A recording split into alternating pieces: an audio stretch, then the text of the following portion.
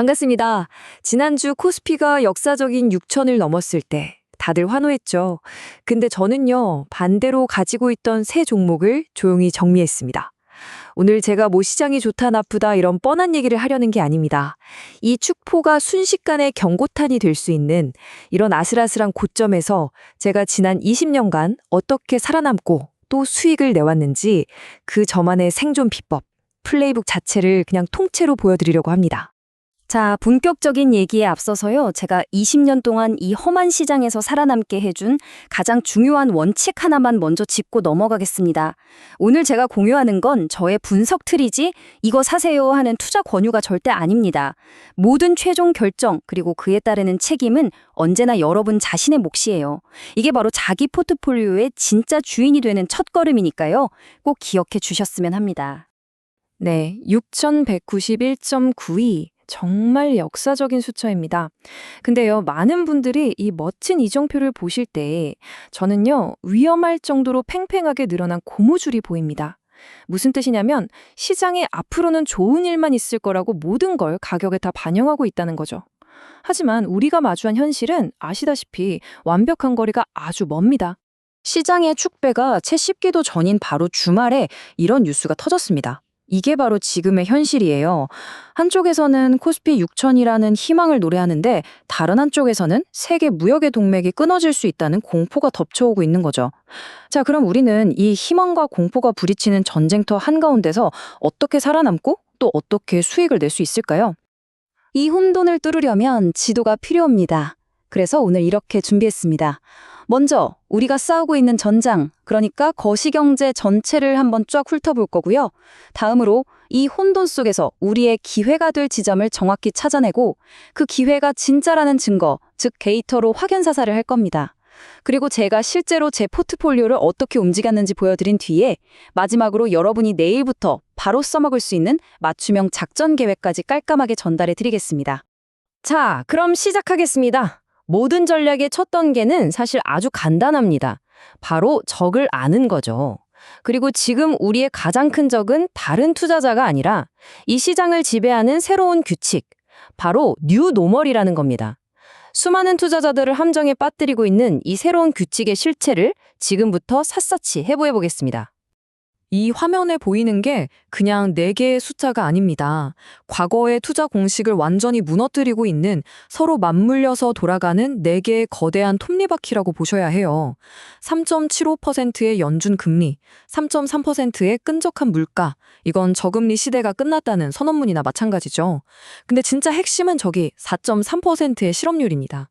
고용이 너무 탄탄해서 연준이 금리를 내리고 싶어도 내릴 명분이 없는 거예요. 이 모든 게 합쳐져서 한국에 있는 우리에게는 딱 하나의 결과, 바로 1,500원이라는 이 살인적인 환율로 나타나는 겁니다. 이게 바로 뉴 노멀 방정식의 핵심이에요. 이건 뭐 복잡한 경제 이론이 아니고요. 그냥 단순한 기업의 산수 문제입니다. 그리고 이 간단한 산수가 지금 시장을 아주 명확하게 두 동강 내고 있어요. 자, 투자자로서 우리가 할 일은 이 거대한 흐름에 맞서 싸우는 게 아닙니다. 순풍을 등 뒤에서 시원하게 받는 배를 찾아서 그냥 올라타는 거죠. 지금 그 순풍은 1,500원짜리 강달러라는 이름으로 수출 기업들의 돛을 가득 채워주고 있습니다. 그림은 이보다 더 명확할 수가 없죠. 좋습니다. 지금 거시 환경이 척박한 사막 같다는 건 이제 다들 이해하셨을 겁니다. 하지만 여러분, 어떤 사막에도 오아시스는 존재하죠. 바로 이런 힘든 환경 때문이 아니라 이런 환경에도 불구하고 성장하는 그런 구조적인 성장주들 말입니다. 이제부터 스마트머니의 발자국을 따라서 그 오아시스를 한번 찾아가 보겠습니다. 첫 번째 아이디어는요. 대부분의 투자자들이 지금 놓치고 있는 지점입니다. 다들 엔비디아의 GPU, 그러니까 AI의 두뇌에만 열광하고 있잖아요. 그리고 그 두뇌에 정말 기록적인 돈을 쏟아붓고 있죠. 하지만 두뇌가 아무리 뛰어나도 그 신호를 온몸에 전달할 신경망이 없으면 그냥 아무짝에도 쓸모가 없습니다. 엔비디아가 최근에 광통신 기술 회사에 20억 달러나 투자한 게 그냥 심심해서 한 게 아니에요. 자신들의 그 강력한 두뇌가 데이터 병목 현상이라는 거대한 벽에 부딪혔다는 일종의 구조 신호인 겁니다. 이건 엄청난 단서예요. 진짜 기회, 아직 가격에 반영되지 않은 기회는 바로 이 신경망에 있다는 뜻이죠. 오랫동안 시장에서 잊혀졌던 RFHIC나 KMW 같은 통신 장비주들에게 어쩌면 10년에 한 번 올까 말까 한 엄청난 턴어라운드 기회가 오고 있는 겁니다. 자, 두 번째 아이디어는 AI 하드웨어 열풍, 그 다음에 벌어질 일입니다. AI 혁명의 1단계가 초고속 계산기를 만드는 거였다면 2단계는 그 똑똑한 계산기에게 일자리를 주는 겁니다. 에이전틱 AI라는 게 뭐냐면요. 그냥 질문에 답만 하는 걸 넘어서 기업의 재고를 관리하고 고객 크레임을 처리하고 공급망을 최적화하는 진짜 직원 역할을 하는 소프트웨어를 말해요. 지금처럼 고금리 때문에 기업들이 비용 절감을 고민할 때 비싼 인간팀을 새로 뽑을까요? 아니면 서비스나우나 오라클이 제공하는 지치지도 않고 무한히 확장 가능한 자동화된 직원을 고용할까요?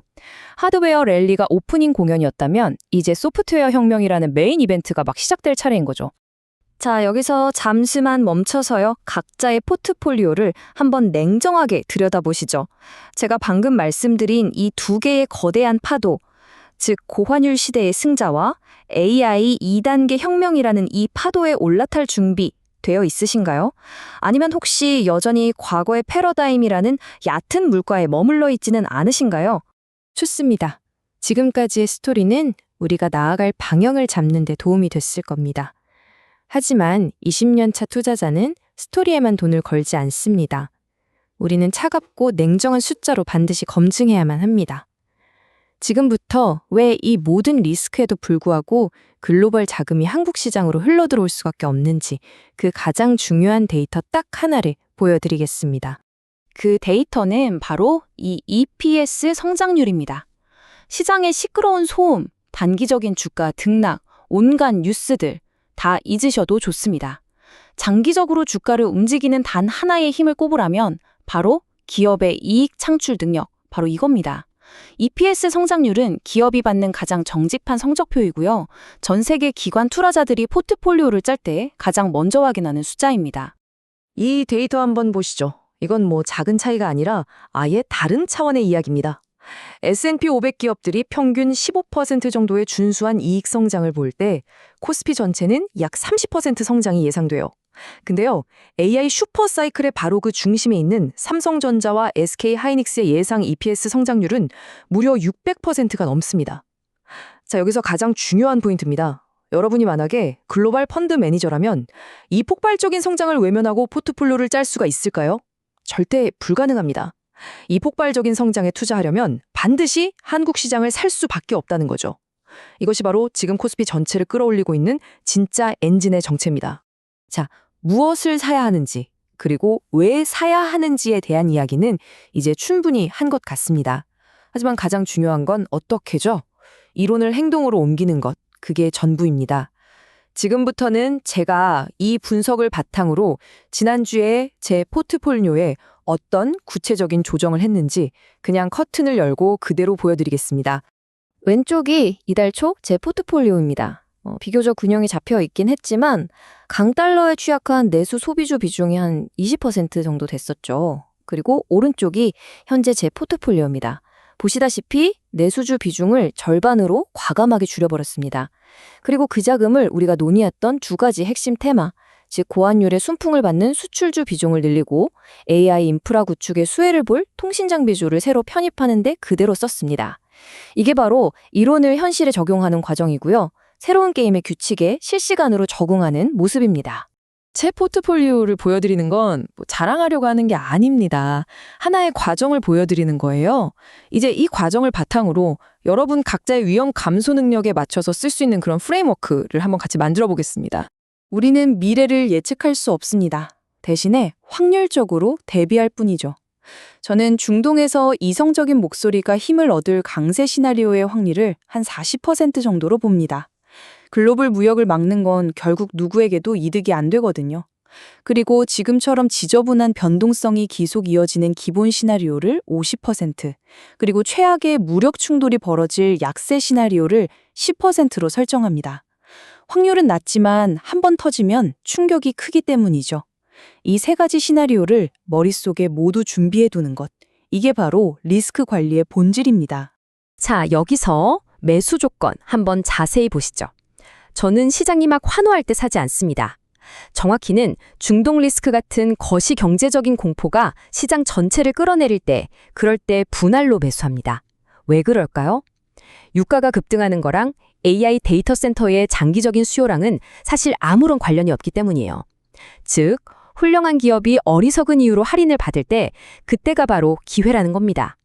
이런 접근법이 우리가 비대칭적 위험 보상 구조라고 부르는 걸 만들어내요. 손실 위험은 일시적인 공포로 제한되지만 수익은 수년간 이어질 구조적인 트렌드에 활짝 열려 있는 거죠. 이게 바로 회복력 있는 부를 쌓아가는 방법입니다. 오늘 제가 드린 모든 말씀은 결국 이 한 문장으로 요약됩니다. 시장은 미래를 맞추는 예언회장이 아닙니다. 어떤 상황이 닥치던 그에 맞춰 유연하게 대응하고 끝까지 살아남는 자가 결국 승리하는 그런 생존의 무대입니다. 제 분석 프레임워크와 실제 행동까지 모두 보여드렸습니다. 이제 공은 여러분에게 넘어갔습니다. 오늘 우리가 다룬 모든 내용을 바탕으로 여러분의 포트폴리오에서 가장 시급하게 바꿔야 할 단 한 가지는 무엇이라고 생각하시나요? 여러분의 생각을 편하게 댓글로 남겨주세요. 이런 토론을 통해서 우리 모두는 더 날카로워질 수 있습니다. 그럼 댓글에서 뵙겠습니다.